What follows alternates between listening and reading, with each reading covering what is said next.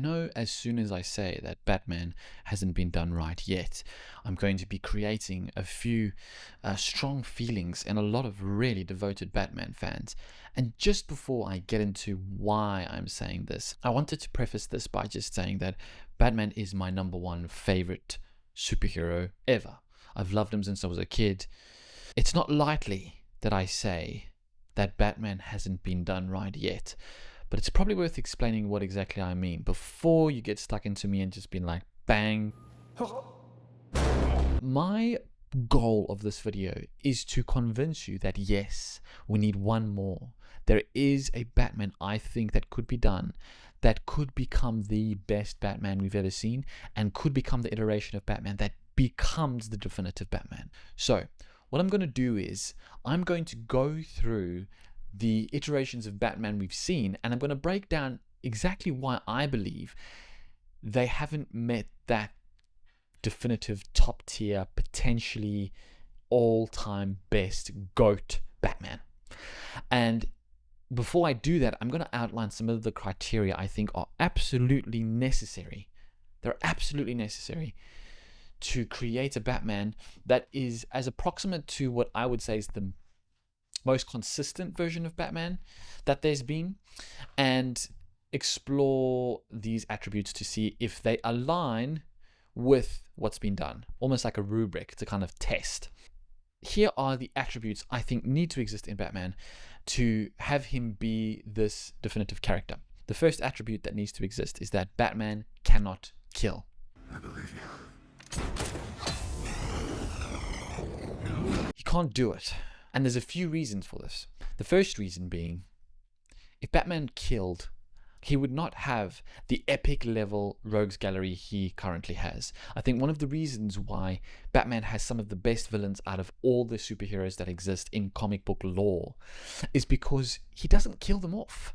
He gives them an opportunity to keep coming back, and it creates an interesting story. So you have the potential for this growing of this really crazy base, and his solution isn't to murder, it's to put them in an insane asylum and try and treat them and help them and fix them, which is both a wonderful, kind, moral thing, but also a major flaw because they always seem to break out and cause havoc and destruction and murder again. So I think that has to be established. But more importantly than the villains and his rogues gallery is that Batman's moral compass, his ability to have these strict rules, I think is what's preventing this character who's so structured and rigid from entering into this insane chaos. He has so many amazing qualities, and what makes Batman Batman is that he can compete with people who have powers with no powers at all. Not only because he's wealthy, but because of his mind and because of the way he sees the world and because of the way he strategizes and thinks and plans and views morals and ethics. If Batman was to kill, he would enter, I think, really, when you've structured Batman as he should, if he does kill, it opens up this chaos that would allow Batman to just become unhinged and would almost defeat the purpose of his being. I think that that attribute is essential to Batman maintaining his sense of self and stability. The whole reason he's decided to become Batman is to end the world of murder that began his journey in the first place. And the psychology of Batman is such a major aspect of his character. The psychology is what drives him, and it's weird because you think this guy dresses up as a bat and goes out to try and hunt down other villains who are also dressed as penguins and jokers and clowns and whatever else. They're insane, and he should be insane as well, but surprisingly he's not. I mean, he's definitely got some really over the top personality traits that, you know, you probably definitely need some counseling for. This is the worst. This is the worst.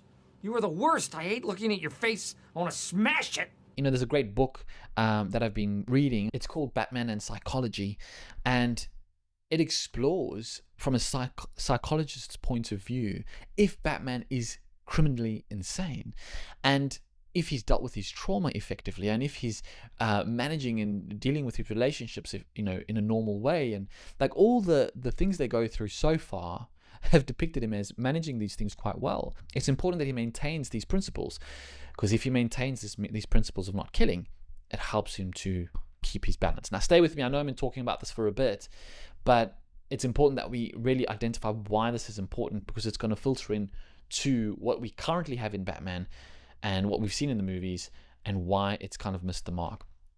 The second thing that I think needs to be an attribute of Batman is that he needs to be a detective.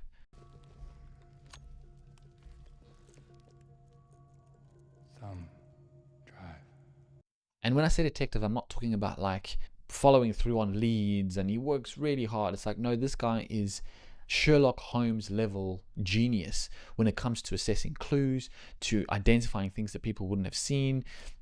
These qualities and his ability to do that is really a major part of who he is. I mean, there's a line of comics called Detective Comics, which follows Batman doing detective work, and he is brilliant at it. Connected to that, the third thing I'd say that needs to be a part of this is Batman is an insane strategist and planner.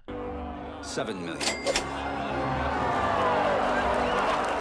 Never leave the cave without it. He has forethought. He has the ability to know beforehand, before anyone does anything, he's got a plan. He knows, based on his study of their characteristics, exactly what they may do, and he's got a backup plan to deal with that in case things go wrong. He's thought of everything, and there's a sense of security that a lot of the people that work with Batman have, knowing that he's thought of that. The last thing I'd say that is essentially crucial to a version of Batman that would be definitive, amazing, awesome, is that outside of Batman himself, the world he inhabits needs to allow for the fantastical.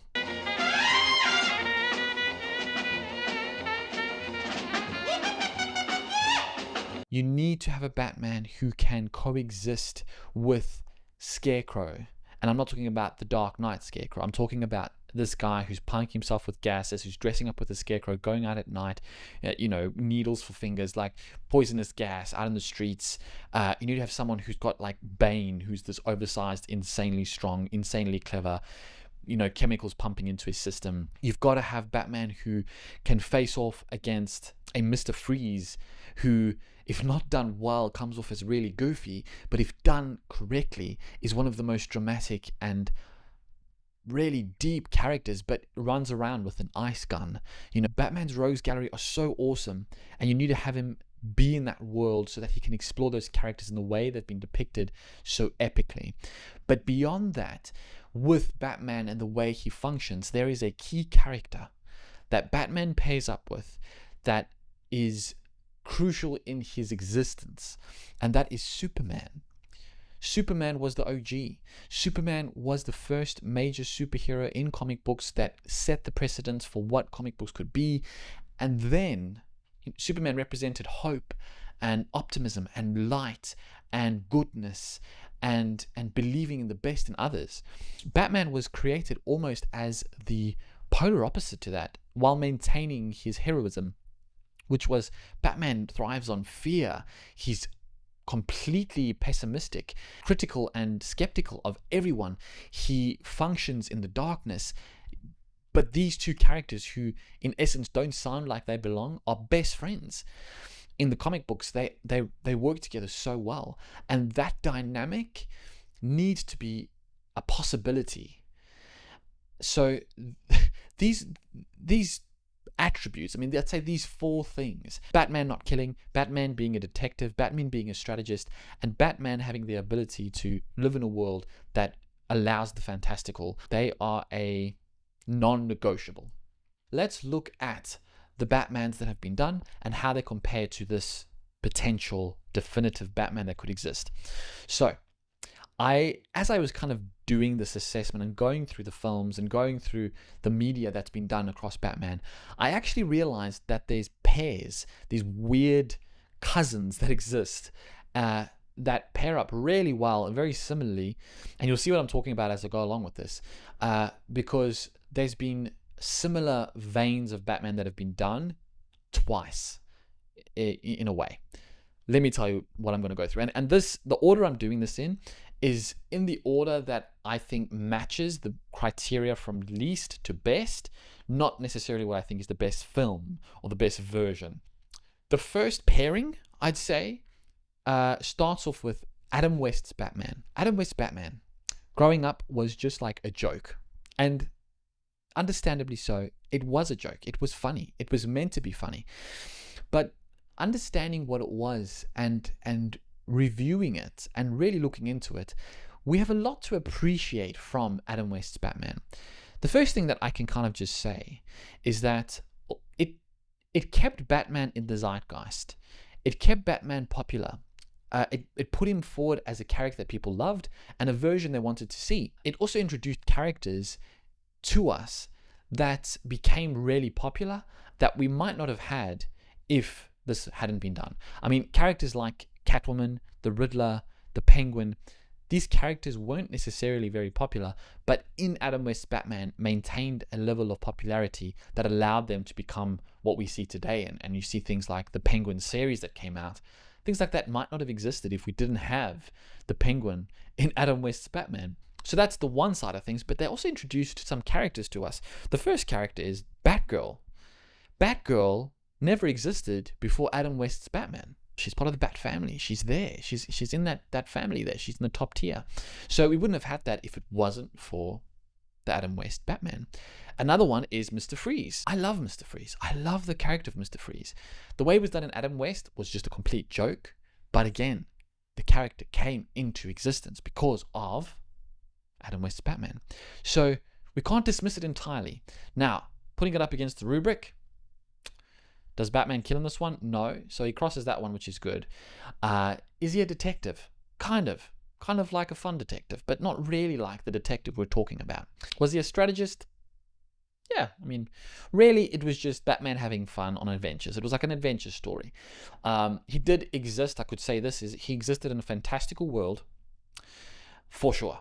And these characters were fantastical, and that kind of qualified, but it went beyond fantastical and became camp. Which, for what it was, it needed to be. But for what we're looking for, it's not what we need. That's Adam West's Batman. The perfect pairing, if this was a fine wine and some tasty chocolate or something, I don't know, I don't drink wine, but if this was something of that kind, the perfect pairing with that is Joel Schumacher's Batman. Joel Schumacher's Batman and Adam West's Batman, they hang out in the playground. They have people throwing banana peels at them, and they're like, cool, we'll take it. Because they're over the top, both campy, they both had similar kind of vibes. And you know, Batman Forever and Batman and Robin were my childhood Batman movies when I was a kid, like very young. And they were for me what Adam West's Batman was for kids in the 60s. This for me was, I watched them and I didn't think of them as campy. I remember the scene where Mr. Freeze is like, doesn't have his suit and his eyes are like being sunken in. Go on. Kill me too. That was terrifying for me. That was flipping scary, man. And I mean, I really thought that I still think today Mr. Freeze's suit is still pretty epic. I think it's pretty cool. Excuse the pun. I think it's awesome. And, you know, some of the attempts to explore Batman's psychology, like Batman and Forever, where Nicole Kidman was like one of my childhood, you know, I felt so much that I didn't understand when I saw her. Her being a psychologist and assessing the character of Batman and diving deep into who he was, there was an interesting things there. If you can separate some of the ridiculous nature with Jim Carrey's Riddler and Two-Face and all that kind of stuff. But what we can really appreciate, the true benefit of Joel Schumacher's Batman, is that it killed the franchise so badly that they had to reset and introduced us to Christopher Nolan. That's probably the best thing you could say that came out of those ones. And again, when I watched Batman as a kid, loved it. It's one of those things where you grow up and you're like defending Batman to your friends, like, Batman's awesome, Batman Forever was so cool, and Batman and Robin is so awesome. And then you watch it as an adult and you're like, I have clearly been deceived. That's that. And so those two pair really well together. They're in one group, they're in one category, and they're at the bottom of the rung of what we want to see in the upcoming new version of Batman. Moving on to the next kind of group. And this group is starting off with, as mentioned, Christopher Nolan's Batman.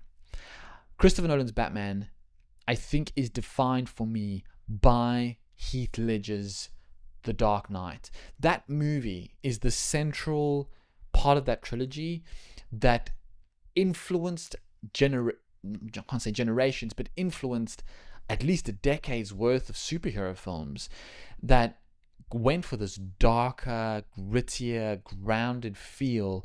It was because of the influence of that film.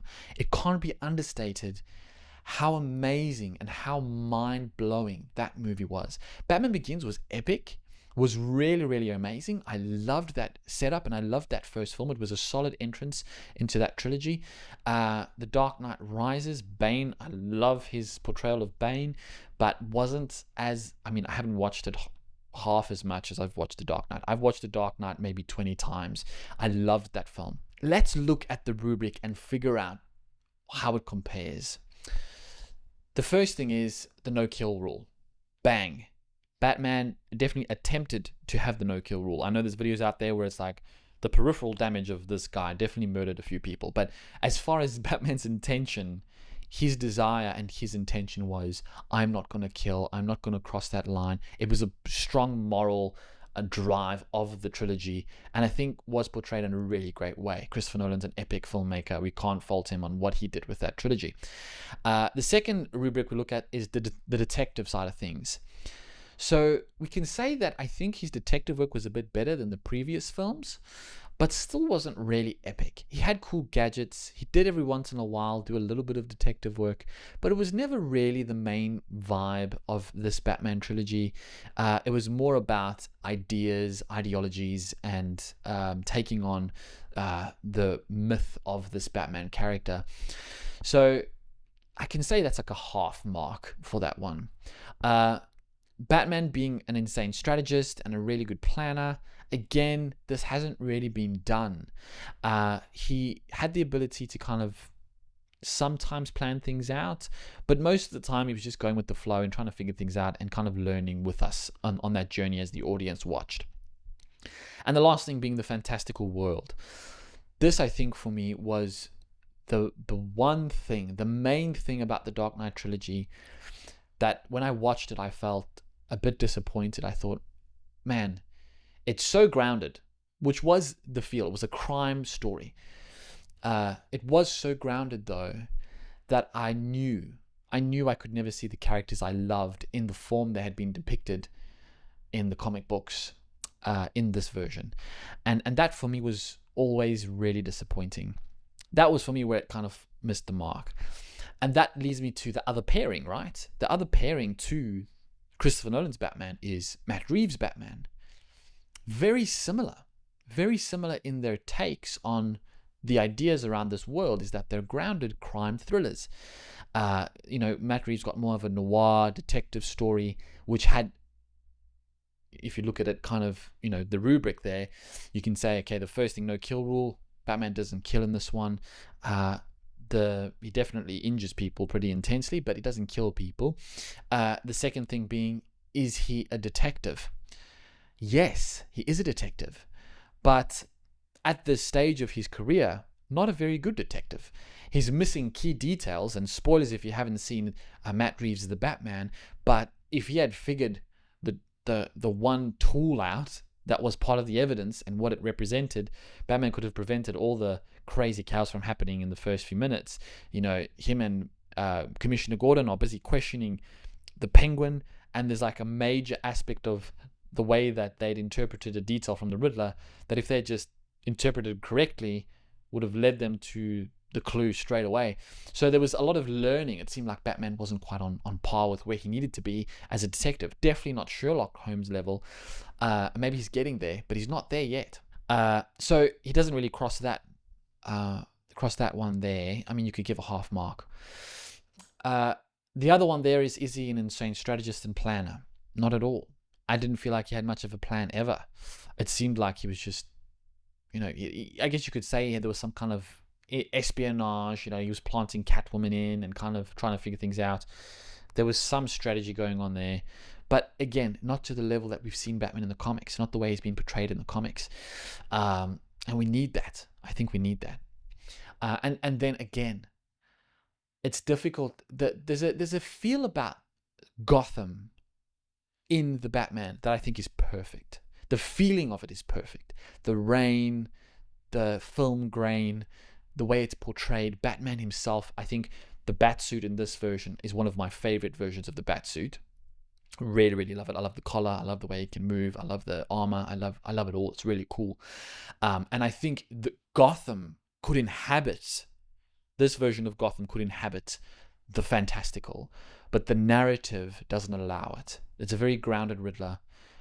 Penguin is a very grounded Penguin, and the Penguin series definitely explored how grounded and down to earth this version of Batman is. So you couldn't see this Batman existing with Superman. If Superman appeared in the Batman, it would be so jarring and out of place that it just wouldn't work. That's the Dark Knight trilogy and the Batman with Matt Reeves version. They're cousins. They hang out together. They're the cool kids. No one's throwing bananas at them, but they restrict themselves from the potential that Batman has in the comics. Now we move on to the next pairing. The next pairing we have starts off with our good old friend Tim Burton. So, this version of Batman introduced some things to us that influenced Batman forever. One thing was, Michael Keaton taking on the role spoke as Batman in a deeper voice. It never was that way before, and when Michael Keaton did it, it became the mainstay. We saw that in the animated series. We saw that now in The Dark Knight. It was in the comics. He's also portrayed as having like a deeper kind of voice when he's doing this. It influenced that. It was really awesome.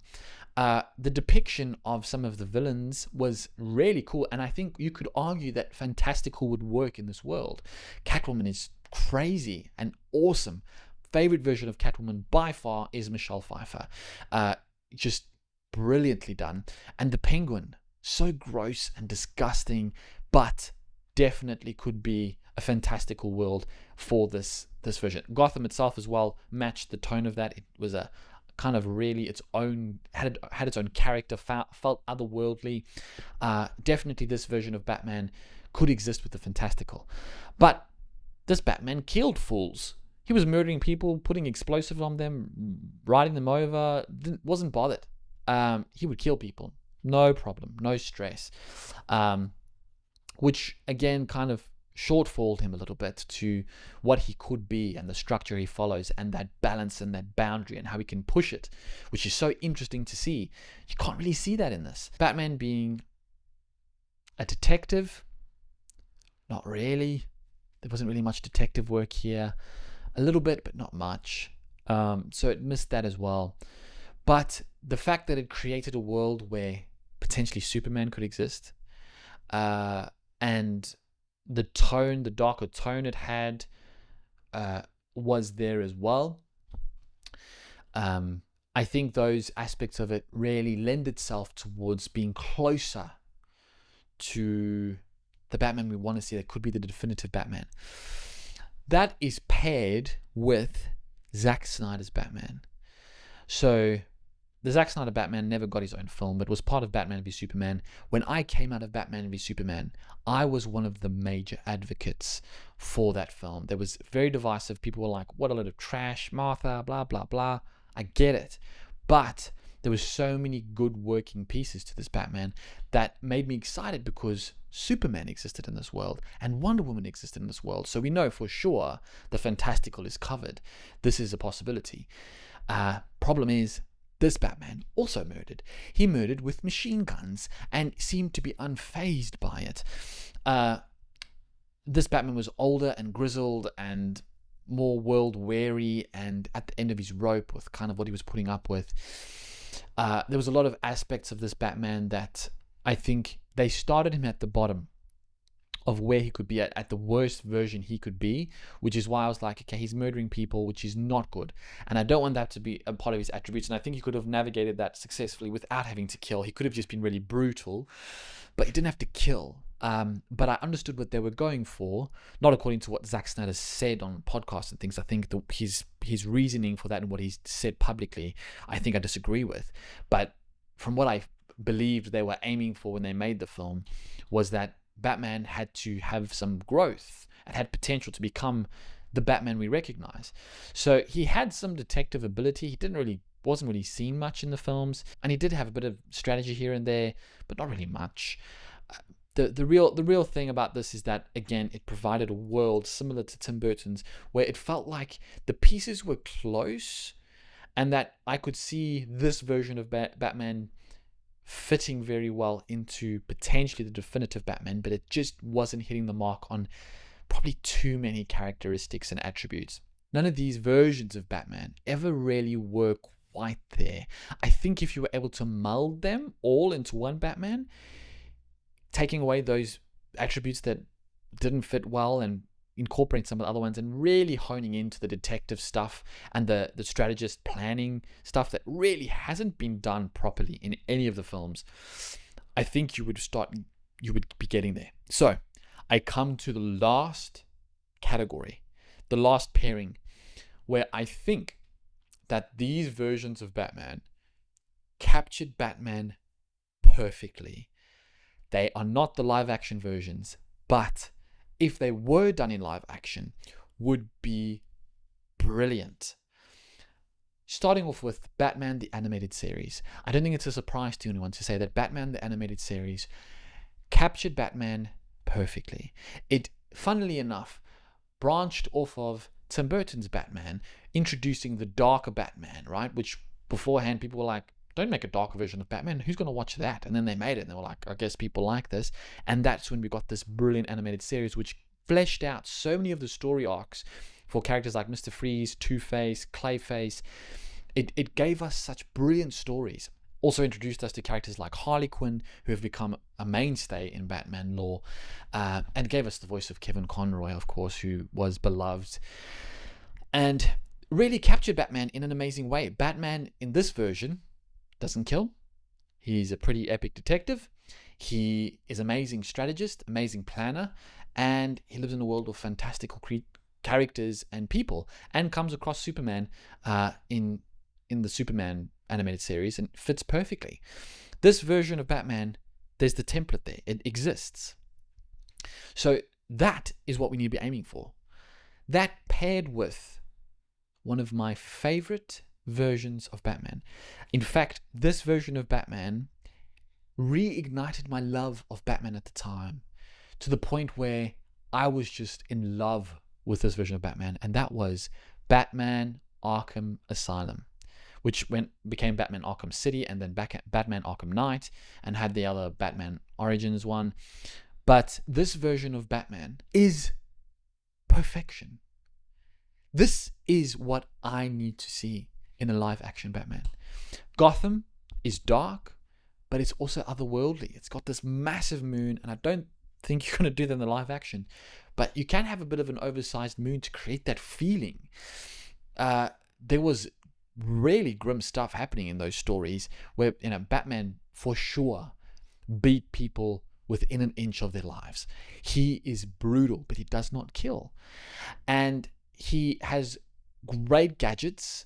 His detective skills are off the charts. He's using forensics. He's analyzing things. He's picking up on details. He's putting it all together really quickly. The versions of the villains that we saw, Scarecrow, epic. The Joker, fantastic. Killer Croc, really cool. Mad Hatter, even. I was like, who cares about Mad Hatter? And then seeing Mad Hatter in this in the Arkham games, I was like, wow, freaking amazing. This is peak Batman. This is what I want to see. If you can translate, and I can say this, if they can find a way to capture the tone of that Gotham and the depiction of this Batman and the depiction of these villains, everything they want to build off of will slot perfectly into this. This is a Batman that would feel fresh and exciting, but true to the character. This is a Batman that we could see have a story arc over a decade that wouldn't feel old and would have potential. It's a Batman that would pair perfectly with Superman. My hopes are, with James Gunn being the comic book lover that he is and understanding what the fans love, I'm just really hopeful that we will see this combination of Batman the Animated Series and Batman Arkham that will bring together a version of Batman that will be definitive. And I can tell you, if they're able to pull it off and make a Batman that's similar to this category, people will fall in love with Batman all over again, and it will become the best version of Batman we've ever seen. If you disagree with me, let me know. I want to know what you guys think. I want to know if I've missed something, or if you have a different take on this, because I've thought about this a lot, and for me, it really energizes my excitement for what Superman's going to present to us and what it means moving forward for the ultimate potential of someone like Batman. You know, and I hope that for any of you out there who are thinking, you know, I don't want to see another version of Batman, I hope that if you're able to see the potential, that maybe you could start getting a glimmer of excitement thinking about this version of Batman. Thanks for watching, guys. If you like this, give it a thumbs up, subscribe. Otherwise, I'll catch you next time for another video. Have a fantastic, wonderful, lovely day.